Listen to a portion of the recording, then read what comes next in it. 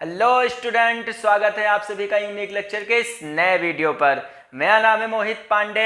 Students, हम लोग class 12th के भौतिक विज्ञान का चैप्टर नंबर 1 वैद्युत आवेश तथा क्षेत्र के बारे में अध्ययन कर रहे थे।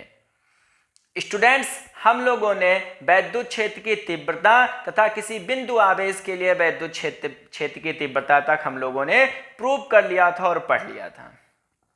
आज का जो हमारा टॉपिक है वैद्युत द्विध्रुव तथा द्विध्रुव आघूर्ण। आज हमें वैद्युत द्विध्रुव समझना है कि वैद्युत द्विध्रुव क्या होता है तथा इसी के साथ हमको समझना है कि वैद्युत द्विध्रुव आघूर्ण क्या होता है।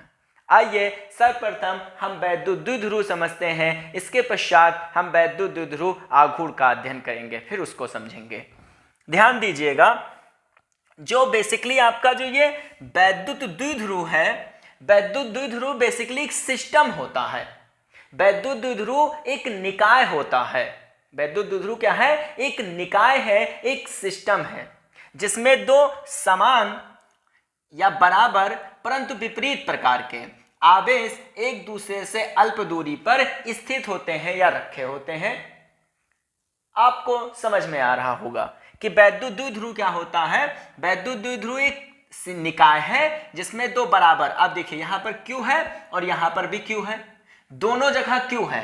दोनों आवेश का जो मान है, परिमाण है, वो क्या है? बराबर है। जैसे अगर 5 कूलाम का आवेश ये है तो ये वाला भी कितना होगा? 5 कूलाम का होगा। परंतु दोनों पर जो साइन होता है, चिन्ह होता है, वो क्या होता है? विपरीत होता है। और ये एक दूसरे से अल्प दूरी पर रखे हैं। वो अल्प दूरी कितनी है? 2l है। तो वैद्युत द्विध्रुव क्या होता है? वैद्युत द्विध्रुव एक निकाय है। वैद्युत द्विध्रुव एक निकाय है जिसमें दो बराबर परंतु विपरीत प्रकार के, बराबर हो परंतु विपरीत प्रकार के आवेश एक दूसरे से अल्प दूरी पर रखे होते हैं। उसे हम क्या कहते हैं? वैद्युत द्विध्रुव कहते हैं। आशा करते हैं स्टूडेंट्स आपको वैद्युत द्विध्रुव समझ में आया होगा। अब हम देखते हैं कि वैद्युत द्विध्रुव आघूर्ण किसे कहते हैं। तो वैद्युत द्विध्रुव आघूर्ण किसे कहते हैं? तो कोई भी एक आवेश, चाहे आप माइनस का ले लो चाहे आप प्लस का ले लो, कोई भी एक आवेश तथा दोनों आवेशों के बीच की दूरी, कोई भी आप एक आवेश लीजिए तथा दोनों आवेशों के बीच की दूरी के गुणनफल को, कोई एक आवेश तथा दोनों आवेशों के बीच की दूरी के गुणनफल को वैद्युत द्विध्रुव आघूर्ण कहते हैं। जैसे इसे P से निरूपित करते हैं। कोई भी एक आवेश, मैंने यहां पर एक आवेश Q ले लिया है और इनके बीच की दूरी कितनी है? 2l है। तो कोई एक आवेश तथा दोनों आवेशों के बीच की दूरी के गुणनफल को वैद्युत द्विध्रुव आघूर्ण कहते हैं। वैद्युत द्विध्रुव आघूर्ण कहते हैं। और इसे किससे निरूपित करते हैं? इसे P से निरूपित करते हैं। यहां तक आपको समझ में आ गया होगा। इसका मात्रक भी आप समझ लीजिए। तो इसका मात्रक क्या होता है? आवेश का मात्रक होता है कूलाम, यह हो जाएगा कूलाम, और लंबाई का मात्रक होता है मीटर। तो इसका मात्रक वैद्युत द्विध्रुव आघूर्ण का मात्रक क्या हो जाएगा? कूलाम मीटर हो जाएगा। अगर इसकी आप विमा लिखो तो आवेश की विमा होती है 80 और आपकी जो लंबाई है मीटर, लंबाई इसकी विमा होती है L। आपकी विमा हो जाएगी ALT, इसकी विमा हो जाएगी। और ये आपकी जो राशि है वो कैसी राशि है? सदिश राशि है। ये कैसी राशि है? सदिश राशि है।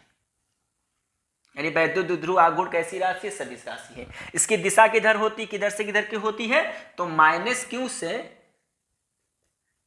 +Q की ओर होती है। -Q से +Q की ओर होती है। तो वैद्युत द्विध्रुव वह निकाय है जिसमें दो बराबर परंतु विपरीत प्रकार के आवेश एक दूसरे से अल्प दूरी पर स्थित होते हैं। ये वैद्युत द्विध्रुव की परिभाषा हो गई।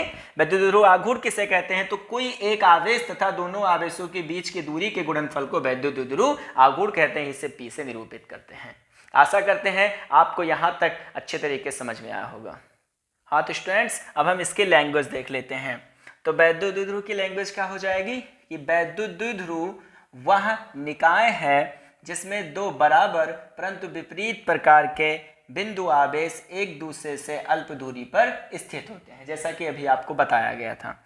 वैद्युत द्विध्रुव आघूर्ण क्या होगा? किसी एक आवेश तथा दोनों आवेशों के बीच की अल्प दूरी के गुणनफल को वैद्युत द्विध्रुव आघूर्ण कहते हैं। इसे P से निरूपित करते हैं। माना दो बिंदु आवेश -q तथा +q एक दूसरे से अल्प दूरी 2l पर स्थित हैं, एक दूसरे से अल्प दूरी 2l पर स्थित हैं, तब P बराबर आपका हो जाएगा, एक आवेश ले लेंगे दोनों बीच की दूरी, तो P बराबर हो जाएगा q इंटू 2l, तो P बराबर हो जाएगा 2ql। यहाँ ध्यान दीजिएगा, मात्रक हो जाएगा कूलाम मीटर, विमा हो जाएगा ATL, और यह एक सदिश राशि होती है और इसकी दिशा अक्ष के अनुदिश -q से +q की ओर होती है। स्टूडेंट्स, अब आप स्क्रीनशॉट ले लीजिए। हाँ तो स्टूडेंट्स, आपने स्क्रीनशॉट ले लिया होगा। आशा करते हैं ये टॉपिक आपको बहुत अच्छे से समझ में आया होगा। स्टूडेंट्स, यदि आपको फिजिक्स अच्छी लग रही है, आप लाइक करिए, शेयर करिए, सब्सक्राइब करिए और कमेंट करना मत भूलिए। धन्यवाद।